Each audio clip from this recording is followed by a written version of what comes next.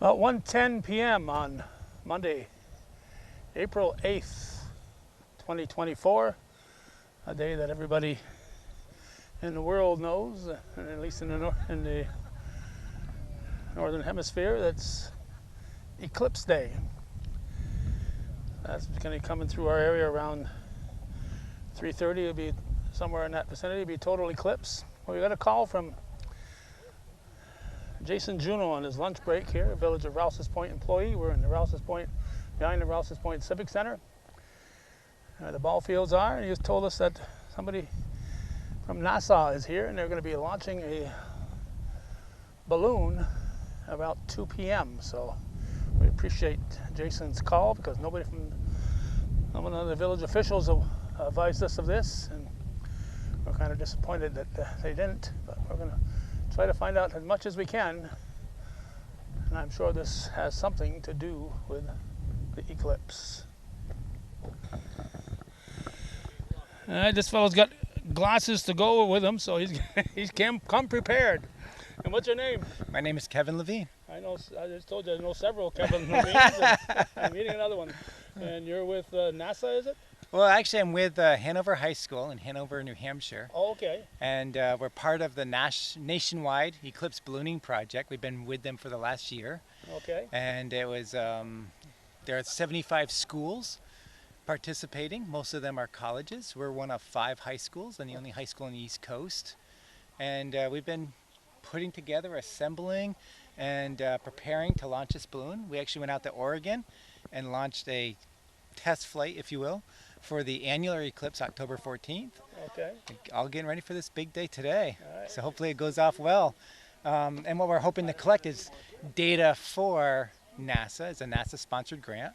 And we're collecting data on gravity waves, pressure, temperature, and also we'll be live streaming the video of the eclipse right from the box. Okay, so you say that 75, you said, are taking part, 75 schools? 75 schools, about 150 mentors, and 700 students. So from Texas all the way up through here into New England? All the and way. So Yeah, and we're the tail end. We'll bring it home. Oh, you're going to bring it home. So you couldn't find a place in Vermont, you had to come to New York State. Well, it's actually, we look at the winds. What better place, right? I mean, look at this place. It's amazing. So when did you decide? Well, we've actually been looking at the winds. We have modeling software. The modeling software is good for about a week out. And so we started looking and scouting for a location earlier this week. And the way the winds are going to be in totality the longest, if we launch from here, we stay in totality all the way to St. Johnsbury. And that's where our balloon will come down. And our NASA balloon will go up around between 90,000 and 94,000 feet. And then we're launching a second balloon with student experiments that'll go about to 130,000. Who's going to blow up these balloons? That's a lot of wind. Well, my students would say I've got a lot of hot air. But we actually have tanks of helium on board. Here. Yeah. Well, and you can introduce a couple of the students and talk to them as well into the project. So I'm going to turn it over to Matilda and Tehan and let you talk with them. All right, come on over here, folks. Quick question though. Oh, you got a quick question here. Come on over here. Over this side over here. Oh, well, I'll let you stay on the blue. These guys are there. What's your name? I'm Taehan Kim. All right. And Tion? This is Taehan. Yeah, T-A-E. Okay, Taehan, you're a part of this school district, and you're taking part in all this. Is it the special class that's doing it, a science class, or what is it? Oh, so it's like a school project, and they basically send out like a email saying like, hey, we're doing this project, and whoever wants to do it, like, we have to turn in an application with like why we wanted to do it. So there's a total of 11 that was chosen, and we have a total of 9 students that came here. Half the group went to, I think, Cambridge, Vermont, to actually do the tracking, and we're here to actually launch the balloon. So before I came here, I was listening to, of course, as you probably know, we're just a mile away from the Canadian border here. So at noontime, after the local news is done, I put it on the Canadian news, and I wasn't paying much attention, so I don't know exactly where it was, but they're talking about a place in Canada where they're launching a balloon to get it above the clouds, so they'll have a perfect view of the eclipse. Oh. So how are you going to make sure this is pointed in the right direction? You know, if I had a balloon flopping around, it'd be hard to keep it in control. Yeah, I mean, our other ones, like, it's just like a sensor that does like atmospheric. So we have ozone, we also have like pressure, temperature. Those things, like the orientation really doesn't really matter. But the camera, so we have two 180-degree cameras facing both sides. So it doesn't really matter what orientation it is. We're getting 360 view. Oh, okay, getting So 360. Okay, so you'll and get yeah, it one our way or another. other team on the ground station, they'll be tracking the camera and they get signal, so we can live stream it as well. Okay, so you're getting, I don't know what what you would call it, because it's 360 up and down and 360 sideways. I don't know how many It's just degrees that is. 360, 180 on both sides. So yeah, it's just basically one 360 camera. Okay. But you'll be, it doesn't matter up or down or Yeah. sideways, you'll be able to get the picture of it. So it'll be two balloons. They're going to be, is it helium you're using, or what are you using? It is helium. So I mean, we can use hydrogen, but that has that's a little dangerous. problems. Yeah. I didn't see it, but I heard about the Hindenburg. So that blimp exploded. So we don't want any of that today. Yeah. All right. So you got your schoolmates here. Are you all seniors? Or are you different classes? So we have two sophomores here, and I'm a junior, and then we also have two more seniors as well. All right. So all this is going to be up there by 2 o'clock.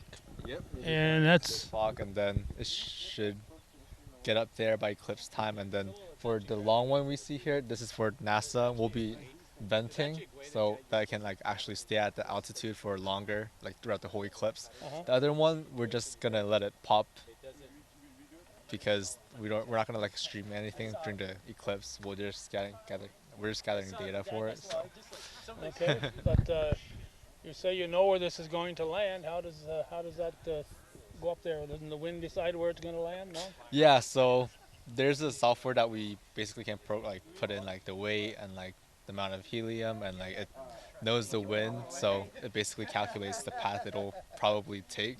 I mean, that changes depending on how much we try to float it up there, apparently, of course, and how the wind changes. So we also have like several GPS units mounted like So you'll in know a lot where of it is if it places. doesn't. Yeah, so we have the general area with the software, but the specific place that we'll have to retrieve it, there's GPS modules that we need to follow. Okay. So all these orange boxes here, they'll be in the air, or are they going to be down here? They'll all be carried up with a all be carried up balloon. in the balloon. All right. What do you know that I don't know that I should be asking you? Anything? About the project. Huh. If there's nothing, that's all right. Didn't want to put you on the spot. All right, you're supposed to be doing something constructive here? Oh, I mean, we still have a little time until, Yeah. because like we need to put in all the batteries, but we don't want to put it too far before so Yeah. that it doesn't die in the middle of flight. Yeah. All right, so you're going to be putting up two. Yep. Both at 2 o'clock, or one will be? One after Time the up. other, but yeah, it'll probably be like pretty close, like one at 2, one at 2:15, or Okay, so something it like won't be that. too far. Yeah. I want to get to another location for my video of the eclipse. Yep. As far as I know, nobody else is going to be videoing this eclipse, So Oh, around here? there's going to be 18 billion pictures of this eclipse. So. Yeah. Yours will be unique. All right. Yeah, we'll have it from 97,000 feet, so. So none of you volunteered to go up with it? Actually, we were discussing it. We were like, somebody should go up and make sure that everything's working fine. But yeah, we had some issues with getting a student up there. Where nobody's waving their hand saying, pick me, pick me. Yeah, there was one at the other group that volunteered, but he was quickly put down by our teacher. That's a lot of responsibility to put a kid in the air. Yeah. You never see them again. Their parents might take it personal. All right, well, we have to get back to work here. Yep. To lose your job after coming all this way. Thank you. Thank you.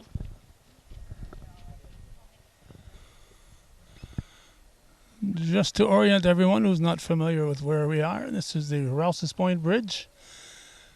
That goes from Rouses Point, New York to Elberg, Vermont. And the Canadian border is to the north of there. This bridge runs east-west or west-east, depending on your location. And the sun at the moment is right about there. We're not going to do you too much of a view, but we will try to get an angle where we can see these two balloons go up, and we are very grateful again for Jason Juno to take time from his lunch to make sure we were aware of this, because otherwise we would not have been aware of it and wouldn't be giving this the coverage that it deserves. And of course you can go to their page and watch the video that they did. Here are the helium tanks that they brought along with them, and will be putting into operation very shortly.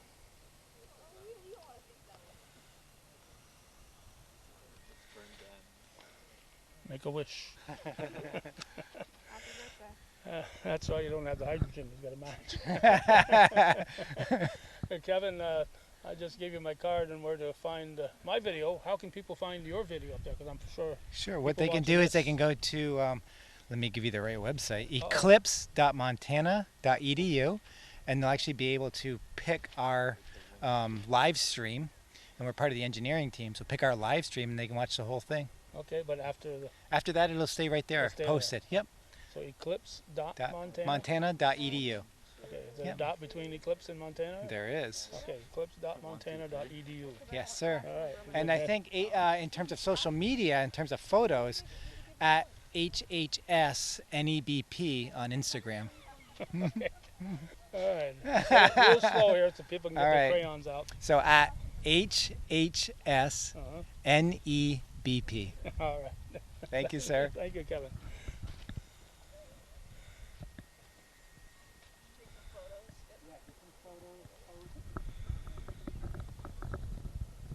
Quarter of 2 now, 1:45 for those of you who only know digital times. More people are gathering here.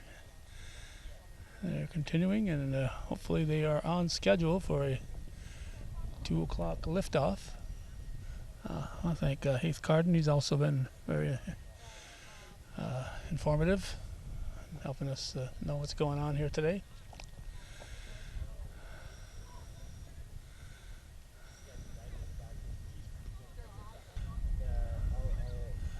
And of course, if something can go wrong, it will go wrong. And right now, Mr. LaVine and his crew are working to fix a potential problem here. And we're getting close. It's about 13 minutes to liftoff, and they're working frantically, but quietly. And hopefully, after all this anticipation, all this work that they've put into this, this will be a successful launch. It's almost 2 right now, and I have to tell you, these people have been remaining very calm as they're trying to get this situation corrected here so that they can have launch and visibility. It's not just getting the balloons up there. They got to be able to take the pictures and send the information that they want to send. So they're working feverishly but very calmly. And nobody's getting excited out there. They're just tending to business.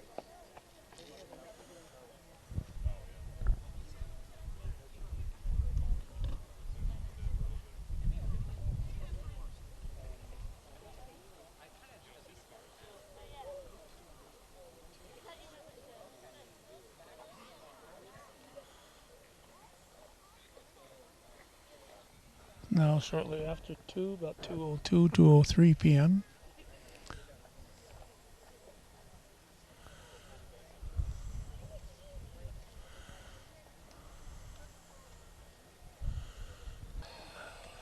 All right. The helium. We've been told that NASA sent the helium containers that we looked at earlier. So NASA is providing the helium.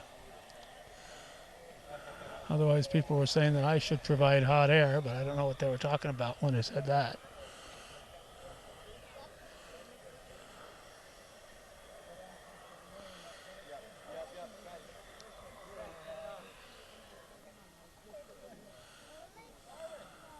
So this will be the first balloon, I assume.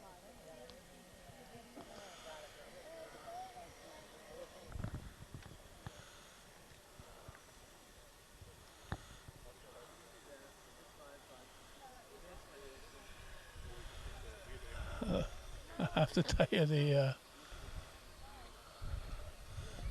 balloon looks awfully thin as far as how thick the surface is, but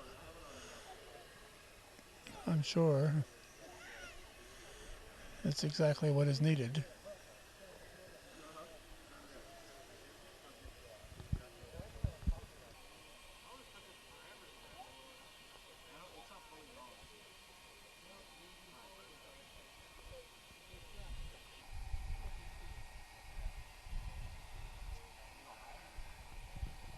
You would think that would need a lot of helium to lift up some of the items they need to get lifted up. It's at 212 at the moment. So they are running a little bit behind, but they were planning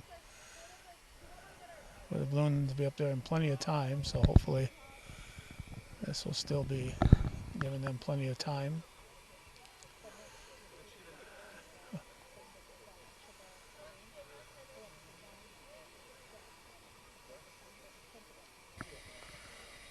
Another angle.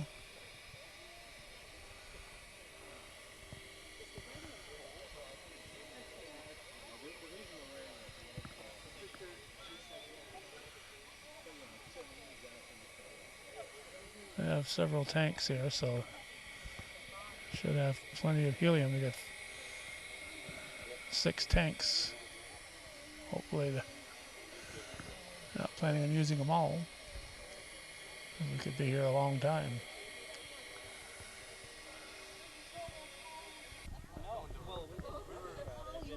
They've stopped putting helium in for the moment, and they might be switching tanks.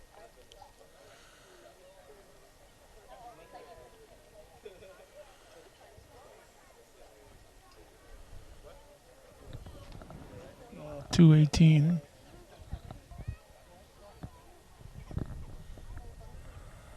This vehicle here, LaVine's vehicle is from New Hampshire. This vehicle here is from Vermont. And the new tank is busy.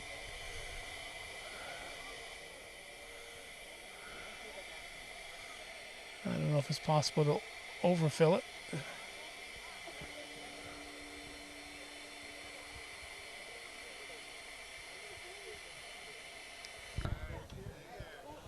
Alright.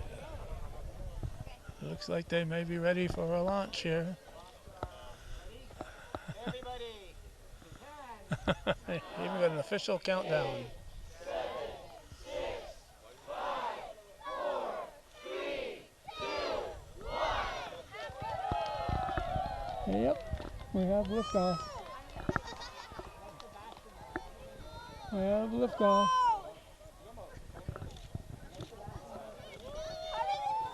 Hard to keep that in focus, but it's up there. And it's drifting.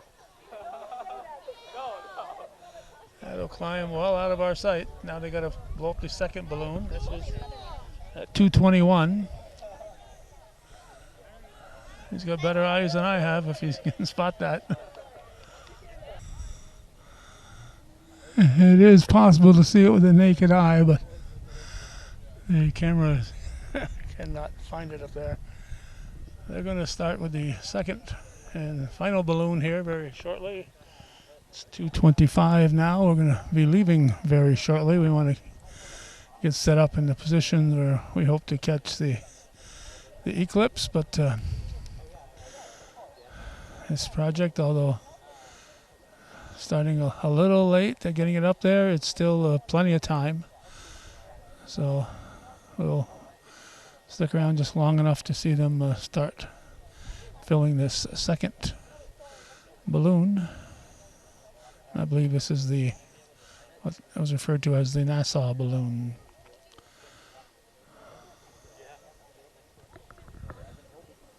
Okay, and leaves dropping next to me here. I've The first one was the NASA balloon, and the second one is the school project balloon here.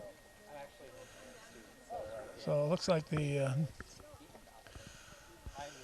balloon will be pretty much the same color. I'm not sure if that red and blue part will also be going up in the flight. It certainly looks like it because it's on the string here, connecting to the stuff that'll be going up with it.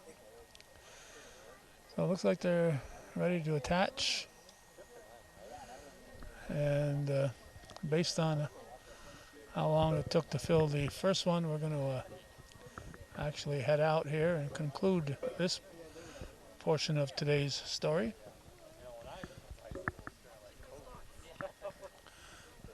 So there we go. Starting to fill the balloon, and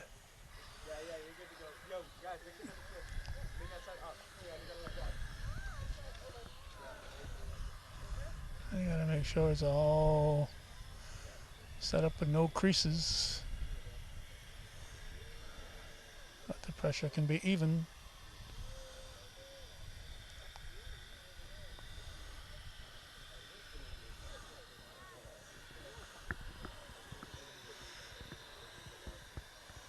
So we're going to bid adieu to this part of today's eclipse story, Great North American Eclipse of 2024, April 8th. They're glancing up at the first balloon and and hoping the wind is blowing it in the right direction here. It was over Vermont, now it's I